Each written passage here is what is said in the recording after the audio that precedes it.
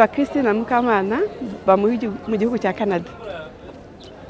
Naje hano je mu mushyikirano ariko nkaba n'umuyobozi wa diaspora RDGN. Umushyikirano kuri njyewe ni igikorwa cyiza cyane, ku bwanjye ni igikorwa cyatumye ndushaho gukunda u Rwanda nk'uko mbitekereza, gukunda abanyarwanda. Iyo ndi hano mpuye nabo subira mu gihugu mvamo muri Canada, ngenda numva mfite ibikorwa byinshi cyane ngomba gukorera u Rwanda.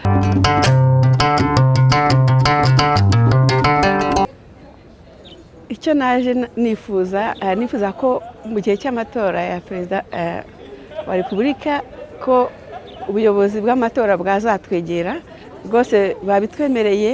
Ntacyo nishimye cyane, Minisitiri Mushikiwabo yabitwemereye. Njye mba muri Quebec, nakoraga amasaha 5 njya gutora Ottawa, ntabwo bizongera. Donc tuzatora turi benshi, ubwo nibyo ngiye kugeza no ku banyarwanda batashije kugera hano.